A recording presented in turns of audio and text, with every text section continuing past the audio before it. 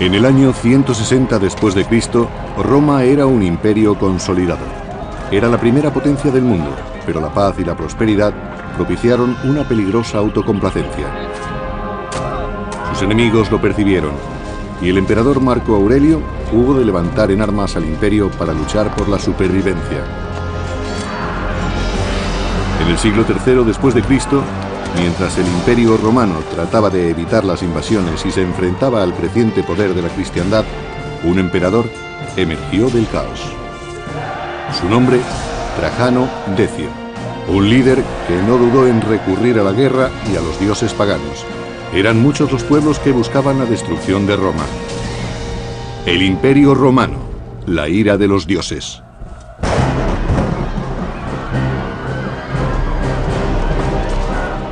A mediados del siglo III después de Cristo, Roma estaba inmersa en una gran crisis.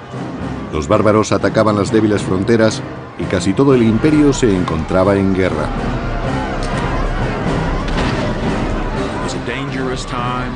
Fue una época de mucho peligro y tensión para el imperio. Los romanos no sabían qué hacer para que su gobierno les protegiera. Durante los últimos 200 años se habían acostumbrado a la paz y a la prosperidad. Desesperados, muchos ciudadanos romanos recurrieron a los dioses paganos para que les libraran de los peligros de la guerra. Pero muchos otros encontraron el consuelo en una nueva religión, el cristianismo. A mediados del siglo III, el cristianismo era la religión que más rápidamente se extendía por el Imperio Romano. Todavía no contaba con muchos fieles, solo unos cientos de miles, pero era la religión que más se hacía sentir. Los nuevos creyentes renunciaban a sus antiguos dioses mediante una ceremonia. Se describe en un catecismo del siglo II. Bautizad en agua viva. Pero si no tenéis agua viva, entonces bautizad con otra agua. Y si no podéis hacerlo en el frío, hacedlo en el calor. En el nombre del Padre, del Hijo y del Espíritu Santo. En este ritual de purificación, los romanos nacían de nuevo. Esta vez como cristianos. Creían que su Dios era el único y verdadero y rechazaban las religiones tradicionales. Al mantenerse fieles a esta fe, los cristianos tuvieron que arreglárselas para sobrevivir. Solo eran una minoría en la sociedad de aquella época. La mayoría de los ciudadanos del imperio no eran cristianos. Creían en la religión tradicional romana y en sus numerosas deidades. Los cristianos dependían de la buena voluntad del emperador para conseguir protección.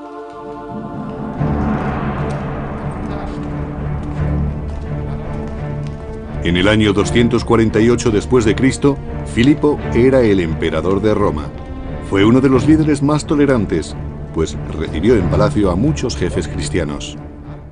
Filipo no era demasiado fiel a las tradiciones y dialogaba con personas muy diversas, incluso con los cristianos, aunque sabemos que él no lo era. Filipo no manifestaba un interés especial por la nueva religión, pero su general de confianza, Trajano Decio, la rechazaba radicalmente. La característica más destacable de la personalidad de Decio es que era extremadamente tradicional. Era un pagano convencido y tenía una visión casi mística de los valores romanos. Por eso rechazaba cualquier cosa que se considerase contraria a las costumbres romanas, pues las consideraba un grave peligro. Decio temía que el trato favorable de Filipo hacia los cristianos enfureciera a sus dioses. Eso empeoraría la crisis que se propagaba por el imperio. Los soldados romanos se amotinaban en Siria, Germania y Moesia, las modernas Bulgaria y Serbia. Una nueva tribu de bárbaros, los godos, había cruzado el Danubio adentrándose en el imperio. No era el mejor momento para enemistarse con los dioses.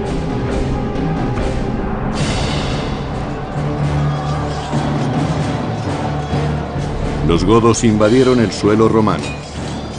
Tiberio Claudio Pacatiano dirigía las legiones imperiales que tuvieron que defender el imperio contra el nuevo enemigo.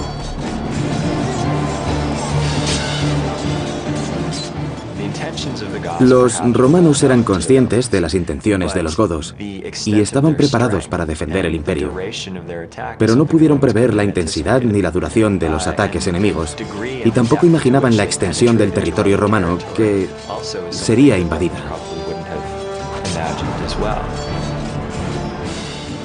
No sabemos mucho de los godos durante este periodo, pero sí que la región al norte del Danubio le sirvió para lanzar incursiones rápidas contra el imperio. Pacatiano pudo contener a los godos y durante un tiempo aseguró las fronteras del imperio. En aquellos momentos, el ejército de Roma era tan poderoso como siempre lo había sido, y estaba preparado para enfrentarse a los pueblos bárbaros.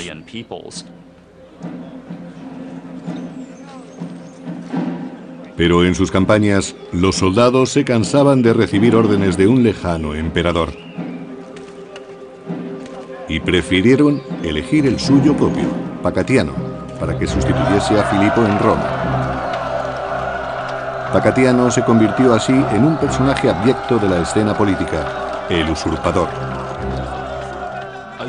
El usurpador es alguien que se convierte en emperador por medios ilícitos, o que accede al trono apoyado por el ejército. Al fin y al cabo, era el ejército el que nombraba y deponía a los emperadores. El Senado romano se limitaba a legitimar al emperador, reconociendo su derecho a gobernar. Pero sin la ayuda de los soldados, el emperador no podía durar mucho. Como usurpador, Pacatiano era consciente de que solo tenía el apoyo de las legiones. Era lo único que podía llevarle a ocupar el trono de Roma.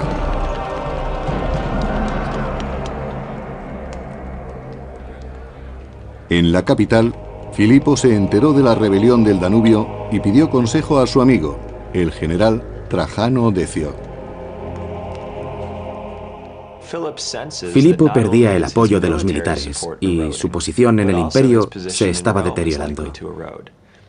Debía enfrentarse personalmente a la revuelta y tenía que hacerlo deprisa. Filipo acudió al Senado para pedir consejo, pero la mayor parte de los senadores tuvo miedo de manifestarse. Solo el general Decio dijo: dejemos que las cosas sigan su curso. En el Danubio, Decio trató de infundir confianza en Filipo, pero fue en vano. El emperador tenía motivos para estar preocupado. Filipo estaba intranquilo. Las legiones de Pacatiano, situadas al norte del Danubio, contaban con los soldados más duros y experimentados del Imperio Romano, y también con los mejores jefes. Filipo era consciente de la influencia de Pacatiano. Representaba una gran amenaza para él. El emperador Filipo confiaba plenamente en su general, Decio, y le mandó que atravesara los Alpes para llegar a Moesia. Esperaba que sofocase la sublevación.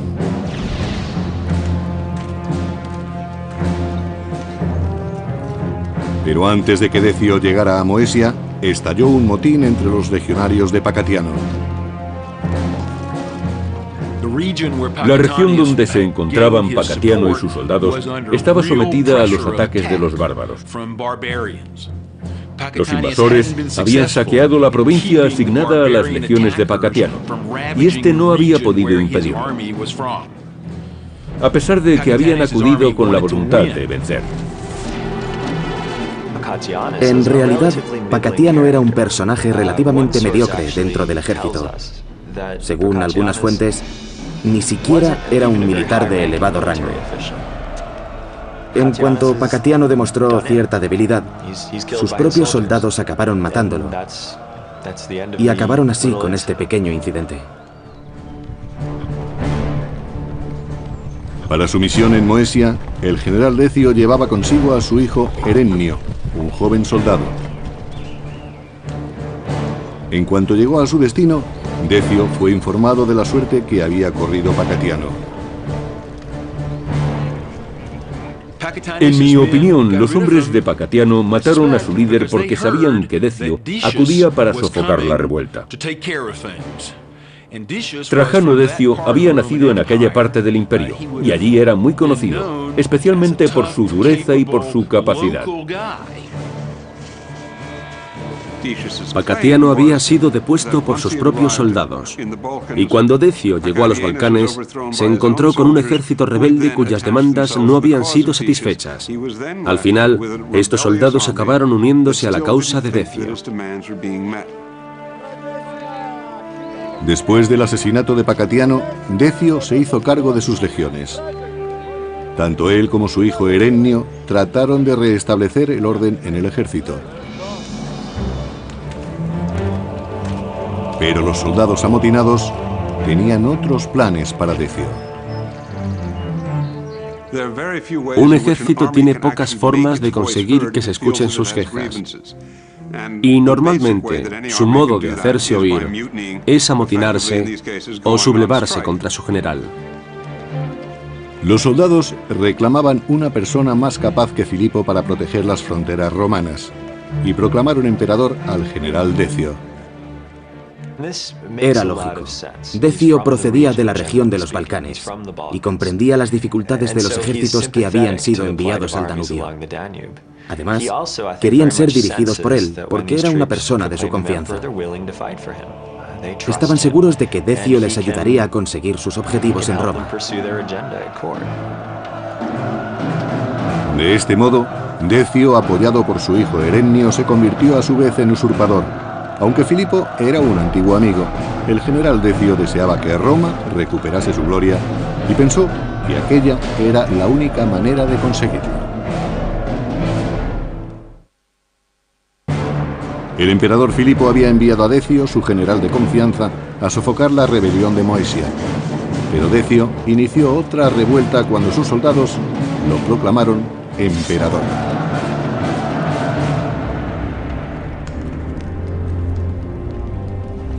En Roma, el emperador Filipo era completamente ajeno a la traición de Decio y aguardaba que le comunicaran el final de la rebelión de Pacatiano.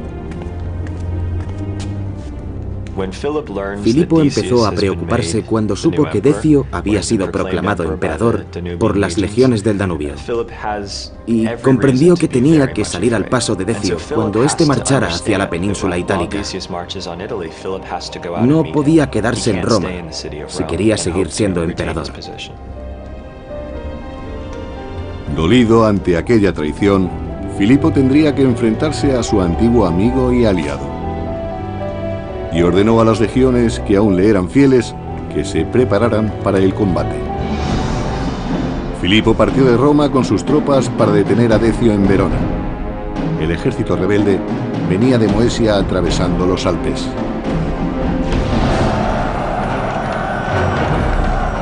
El emperador Filipo y el general Decio se enfrentaron en una sangrienta batalla. Cuando las legiones del Danubio proclamaron emperador a Decio, este marchó hacia el norte. Filipo fue a su encuentro, pero su ejército era menos numeroso. Solo disponía de un par de legiones, la reserva estratégica del imperio. Era mucho más débil. Según Zósimo, cronista del siglo VI, los soldados de Decio confiaban en él por su habilidad y su prudencia, aunque el enemigo contaba con las fuerzas imperiales.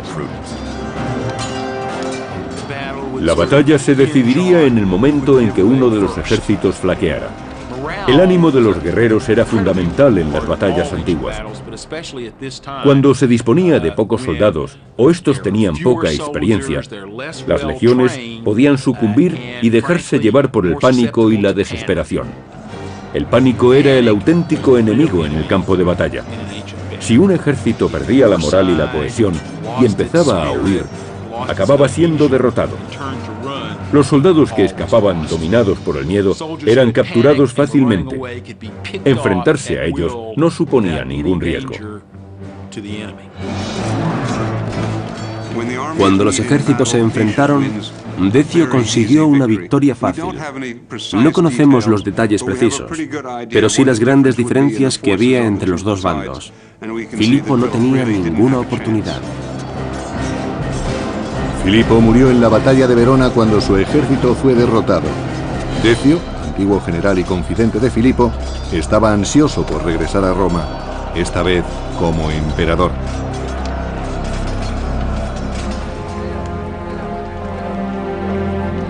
De vuelta a la capital, Decio y su hijo Herennio fueron recibidos por el Senado, que legitimó su cargo.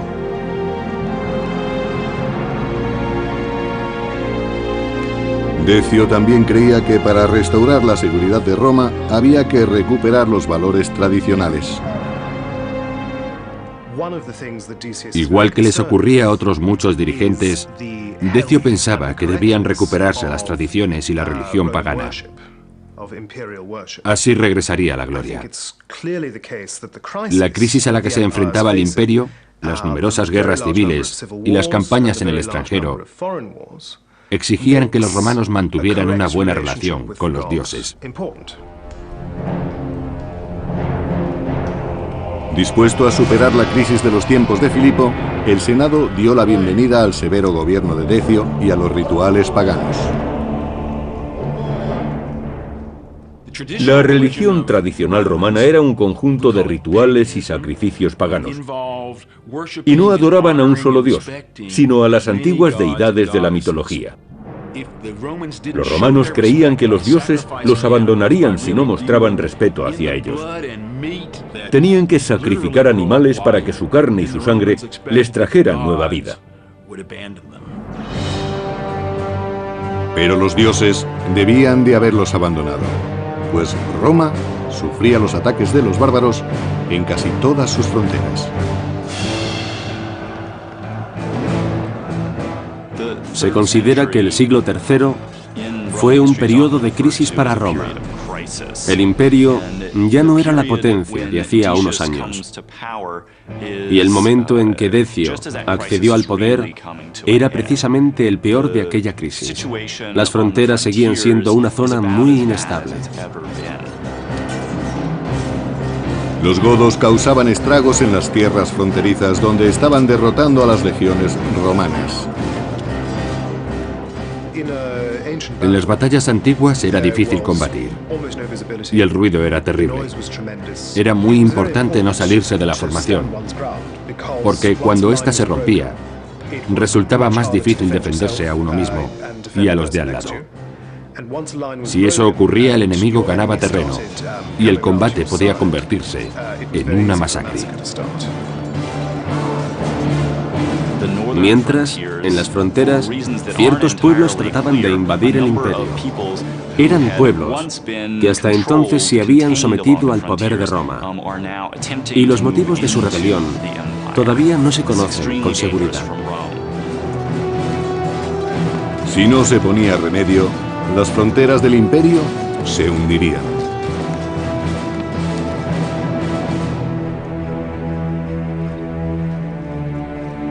Como solución, Decio ordenó que se edificaran más templos paganos. Pretendía calmar a los enfurecidos dioses.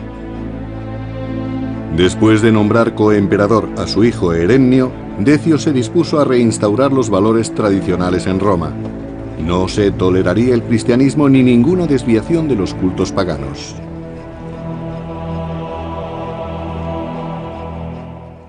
Los romanos creían profundamente en el poder del pasado. Por eso Decio quiso realizar reformas religiosas y recuperar las tradiciones. Debían comportarse como en otros tiempos. Si siempre habían hecho sacrificios, ahora volverían a hacerlos. El edicto de Decio recogía las normas que debían seguir los ciudadanos romanos y, según una de ellas, todos acudirían a los templos para ofrecer sacrificios a los dioses. La religión romana tradicional se manifestaba principalmente por medio de unos rituales. Y se trataba de unos rituales muy sangrientos, en los que se ofrecía la vida y la muerte. Para mostrar respeto hacia los dioses y compartir con ellos la esencia de la vida, había que matar un animal y después cocinarlo. Desde el punto de vista de los romanos, los sacrificios eran un ritual imprescindible. Así mostraban su devoción a los dioses y estaban en paz con ellos. El emperador Decio exigió que todos los romanos participaran en los ritos, independientemente de su religión. Todas las personas que realizaran un sacrificio obtendrían un certificado. Y para que nadie escapara, Decio utilizó el sistema de recaudación de impuestos. Así se aseguraba de que todos realizaran sus sacrificios delante de testigos. Aquel que no tuviera el certificado del sacrificio se arriesgaba a ir a prisión o incluso a la pena de muerte. Eso era un problema muy grave para los cristianos. ¿Qué les ocurriría si se negaban a hacer el sacrificio? Aquello suponía desobedecer una orden directa del emperador. A los ciudadanos de Roma, cristianos o paganos, les aguardaba un futuro incierto.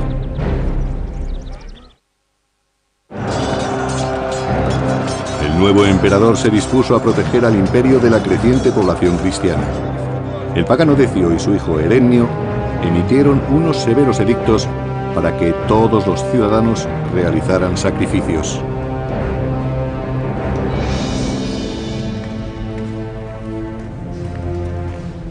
El emperador Decio decretó que todos los cristianos debían ofrecer sacrificios a los dioses paganos, aunque su religión se lo prohibiera.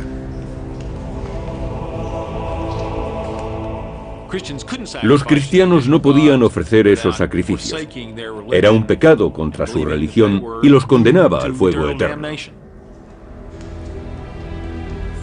Sin el certificado de los sacrificios, serían torturados o condenados a muerte.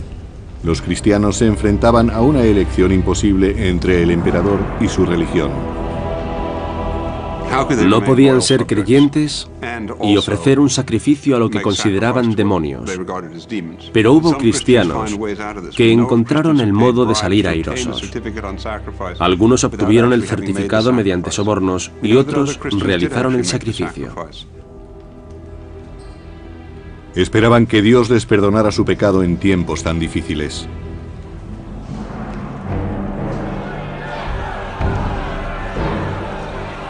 Pero no todos los cristianos obedecieron el edicto de Decio. En el año 250, Fabián, obispo de Roma, sufrió las consecuencias de permanecer fiel al cristianismo y fue ejecutado públicamente. Posiblemente Decio no comprendía que los cristianos no podían obedecerle, pues no conocían su religión. Exigió que todos los ciudadanos romanos realizaran sacrificios, y los cristianos no estaban excluidos. Pero la pena por no realizar los sacrificios era muy severa. En muchos casos el castigo era la muerte.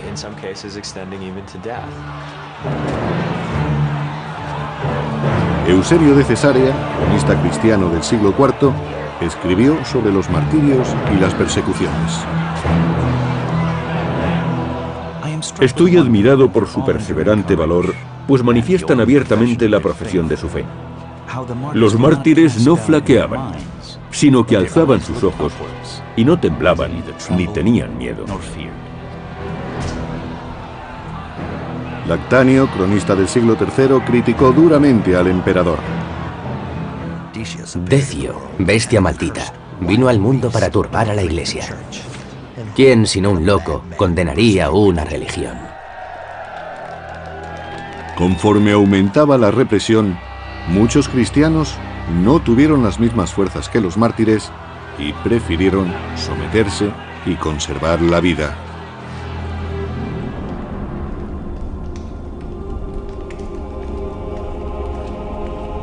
Pero en el año 250 después de Cristo, nadie quedó a salvo de los furiosos dioses.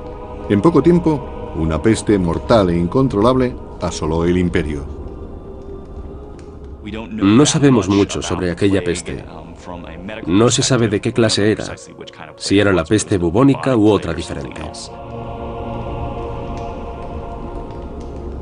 Ni siquiera los inocentes pudieron escapar del azote de la terrible plaga.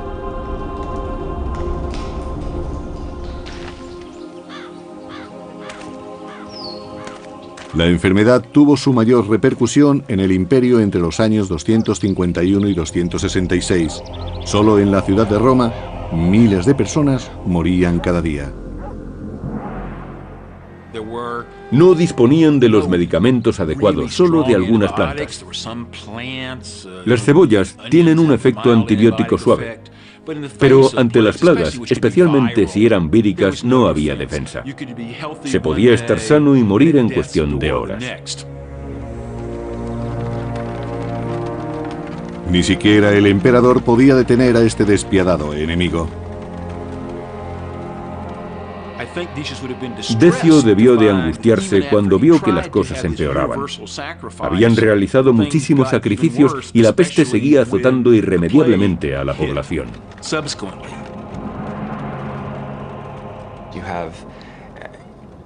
Había cadáveres en descomposición y extremidades por todas partes. Las ciudades estaban repletas de muertos. Los que seguían vivos estaban desesperados. No sabían qué sería de ellos ni del imperio, ni cuál era la causa de sus penalidades.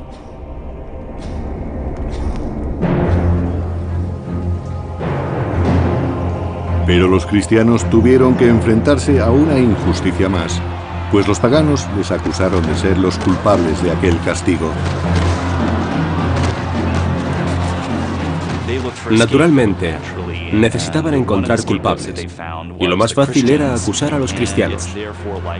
Es muy posible que las persecuciones se intensificaran a causa de la peste.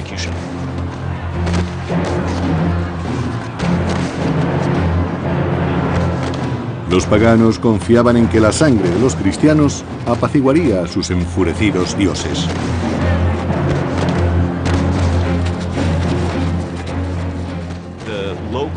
Los romanos decidieron volverse contra los ciudadanos que no seguían las tradiciones, y literalmente los mataron uno tras otro. Los perseguían por todos los territorios del imperio, y cuando los encontraban, los llevaban a juicio y los ejecutaban.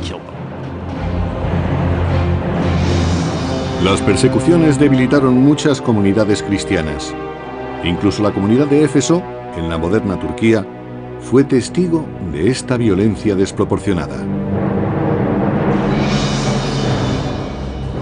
Según relata el cronista del siglo XIII, Jacobo de Vorágine, cuando Decio llegó a Éfeso, ordenó a los cristianos que hicieran sacrificios.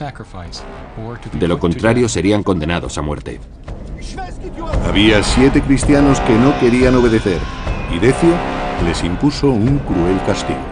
Está descrito en los manuscritos medievales cristianos y musulmanes. Decio los metió en una cueva y la selló con rocas. Los cristianos morían de hambre entre sus paredes por falta de alimentos. La leyenda cuenta que los 7 mártires durmieron en la cueva durante 208 años para despertar cuando un emperador cristiano gobernaba en Roma. Muchos de los cristianos del imperio tuvieron que huir a lugares deshabitados.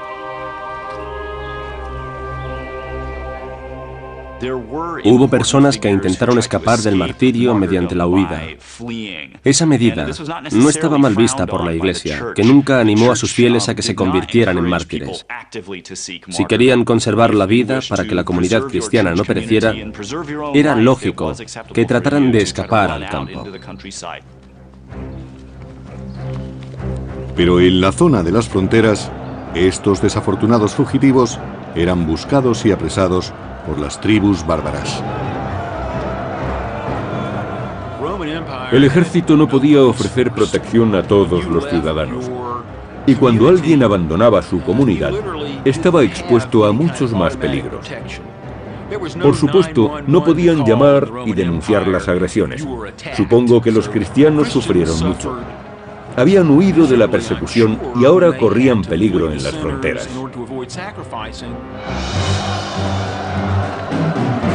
El cronista cristiano del siglo IV, Eusebio de Cesarea, relata la huida de un cristiano.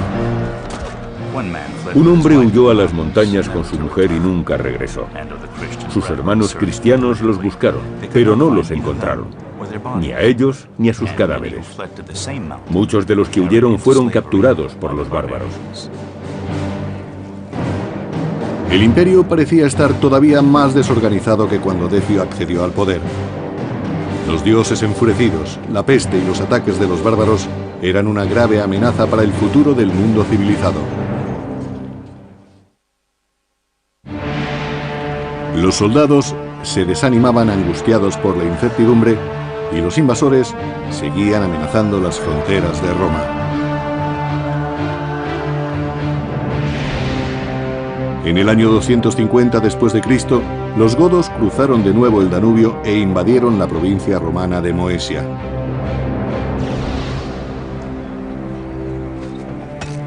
Los godos estaban dirigidos por un caudillo muy enérgico, Niba, que contaba con la lealtad de su tribu. Niba aseguraba su posición por medio de recompensas, ofreciendo a sus gentes la oportunidad de hacerse ricos. Al norte del Danubio, los bárbaros no habían encontrado muchas riquezas ni grandes ciudades que saquear. Pero en el sur estaban las ciudades romanas, una fuente casi ilimitada de cautivos, tesoros y moneda acuñada. Según relata el cronista Jordanes del siglo VI, el rey godo planeaba desposeer de sus riquezas al imperio. Niba dividió su ejército en dos mitades. Él permaneció en el Danubio con 70.000 hombres y envió al resto de sus guerreros a Moesia. Sabía que la ciudad no estaba bien protegida.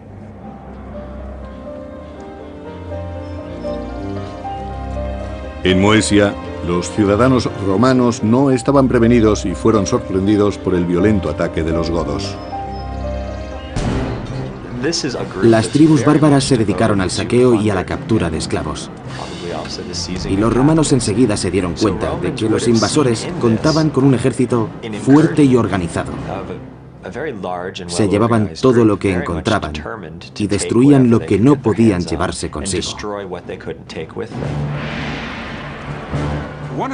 Además, los godos aprovecharon una gran ventaja. Disponían de un excelente sistema de carreteras a lo largo del Danubio. Estas conducían a las ciudades y los bárbaros pudieron saquearlas fácilmente y llevarse el botín al norte. Los godos estaban dentro de las fronteras imperiales. Las legiones debían darse prisa en detenerlos antes de que llegaran al corazón de Roma. El emperador Decio se preparó para la batalla. No quería correr riesgos y planeó cuidadosamente el ataque contra los godos. Su hijo mayor, Herennio, lo acompañaría a Moesia, y el más joven, Hostiliano, se quedaría en Roma. Hostiliano era un niño y se quedó en Roma con su madre. La razón era obvia. Si en la capital se requería la presencia de una figura imperial, Hostiliano podía representar a su padre. Aquella era la única forma de asegurar la autoridad de Decio en todo el imperio.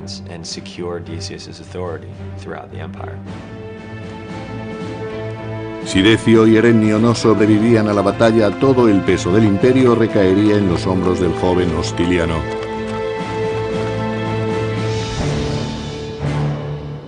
Decio y su hijo se dirigieron al este para enfrentarse a Niba y a los godos.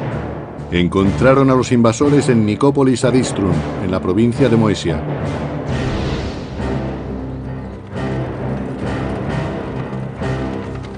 En las afueras de Nicópolis, el rey Niba y sus guerreros se preparaban para sitiar la ciudad romana. Niba era un gran estratega, pero sus objetivos eran simplemente atacar, saquear y retirarse. Y no tenía planes más ambiciosos para Roma. La capital del imperio no era más que otra ciudad en la que podría conseguir un valioso botín. Decio y Erenio salieron al paso de los godos justo antes de que estos llegaran a Nicópolis. En los antiguos combates, los romanos y los bárbaros se veían cara a cara con su oponente. Estaban delante de la persona a la que trataban de matar. Las batallas no solían durar demasiado tiempo, pues los atacantes se fatigaban enseguida. Después del primer enfrentamiento, los combatientes acababan agotados. Jordanes, cronista del siglo VI, describió la derrota de Niba. Cuando Decio se acercaba, Niba, con un ejército todavía fuerte, se retiró a la región de los Balcanes, que no estaba lejos.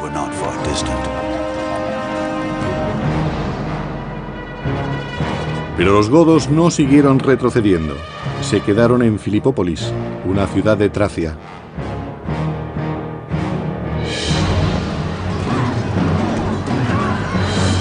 Los godos saquearon las tierras que rodeaban Filipópolis y raptaron a las mujeres romanas para venderlas como esclavas. Los godos estaban bien organizados. Su rey no llevaba al combate a un pequeño grupo, sino que dirigía un ejército relativamente grande de miles de guerreros. Eso los diferenciaba de anteriores invasores germánicos.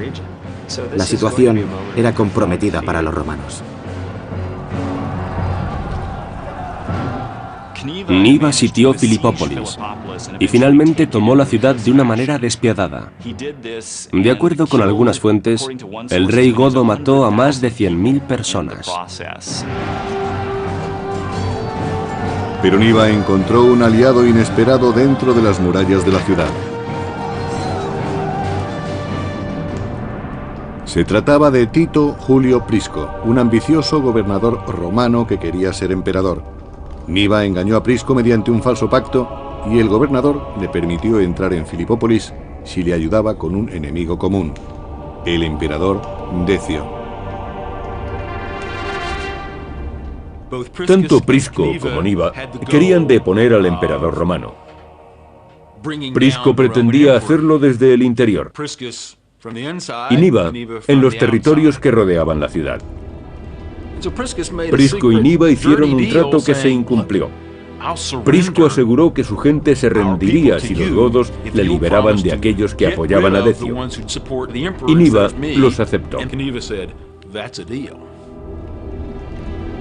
Los dos jefes, el godo y el romano, sellaron el trato en una ceremonia.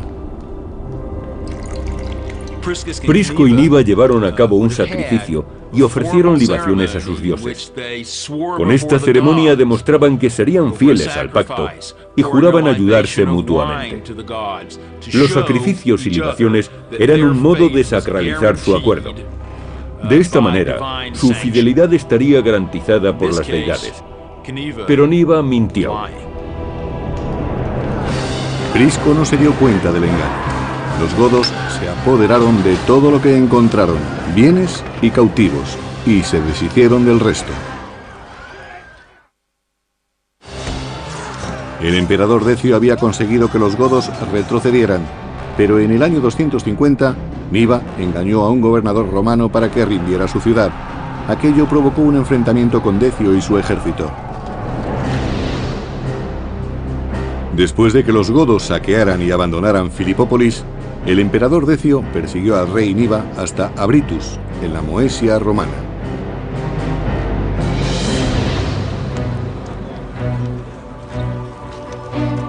En las afueras de Abritus, Decio, su hijo Erenio y el sacerdote de la legión utilizaron el único recurso que les quedaba para vencer, sus dioses paganos. Decio sabía que iba a ser la batalla más importante de su vida. Así que hizo todo lo posible por conseguir el favor de los dioses y realizó un sacrificio. Cuando el humo del altar subió a los cielos, nadie pudo dudar de que el emperador había hecho cuanto podía para ganar aquella batalla. La victoria de Roma estaba en manos de los dioses. El cronista del siglo VI, Jordanes, recuerda el lugar donde se celebró el sacrificio, en las afueras de la actual ciudad búlgara de Razgrad. Se le conoce como el altar de Decio, porque allí realizó sacrificios a los dioses antes de la batalla. Si Decio quería devolver la estabilidad a Roma, debía obligar a los godos a cruzar el Danubio hacia el norte.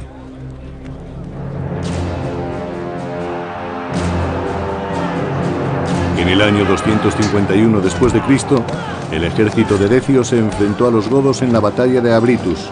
El terreno era húmedo y muy complicado para el ejército romano, que fue derrotado por los bárbaros. Supongo que Decio creía que iba a acabar con Niba.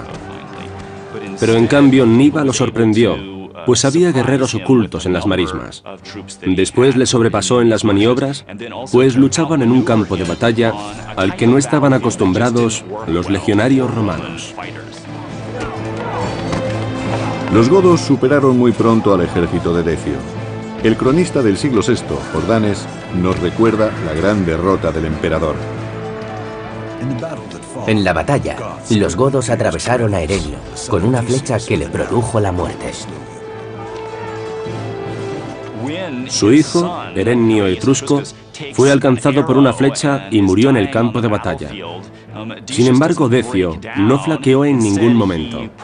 Por el contrario, dijo que no debían temer, que la pérdida de un soldado no disminuía la fuerza del imperio. Intentó no hundirse tras la pérdida de su hijo. Decio desmontó de su caballo y se dispuso a combatir, pero esta vez sus dioses no podrían salvarle. Según Zósimo, erudito bizantino del siglo VI, las armas de los bárbaros cayeron sobre Decio y su ejército, y ningún soldado pudo escapar vivo. Así acabó la vida del excelente emperador Decio.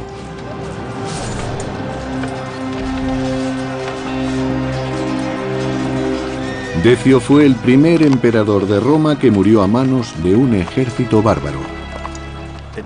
Los romanos se dieron cuenta de que el imperio estaba fuera de control. La muerte del emperador tuvo muchas consecuencias. Además, no se trataba de un emperador cualquiera. Decio fue uno de los dirigentes más capaces de Roma. Por primera vez en mucho tiempo, los romanos habían dejado de sentirse seguros frente a otros pueblos. Según algunas fuentes, nunca se encontró el cuerpo del emperador. Lactanio, cronista cristiano del siglo IV, describe el final de Decio. Quedó expuesto a las bestias y a las aves silvestres, que lo devoraron. Un final apropiado para un enemigo de Dios.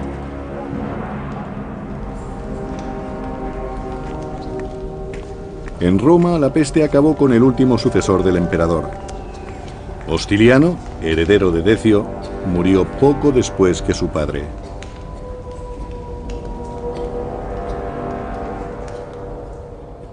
La muerte del emperador y de su hijo eran señal de que los romanos habían perdido el favor de los dioses. Los ciudadanos del imperio debían de estar angustiados, pues ya no sabrían cómo agradar a sus dioses. Con la muerte del emperador Decio y de sus dos hijos, la crisis empeoró aún más. Los bárbaros se levantaron en las Galias y siguieron atacando la frontera norte del imperio. Y por el este, los invasores se asentaron en suelo romano.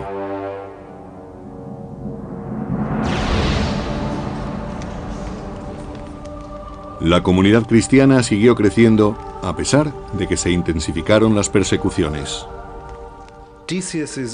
Decio también había fracasado en su intento de acabar con el cristianismo. En las décadas posteriores solo hubo otro intento de represión. Y a continuación, durante más de 40 años, la Iglesia cristiana pudo prosperar en libertad. Más de un siglo después, en el año 380, el cristianismo se convirtió en la religión oficial del Imperio Romano. Una merecida recompensa por su fe y su valor, según Eusebio de Cesarea, cronista del siglo IV. Cualquiera que examine la historia comprobará que todos los que han actuado con paz y justicia han saboreado el dulce fruto del éxito. El emperador Decio hizo que la religión dividiera al imperio y provocó una lucha interna entre los romanos. Aquel problema se sumó al de la peste y sin un ejército unificado, las fronteras de Roma quedaron abiertas al mayor de sus enemigos, los bárbaros.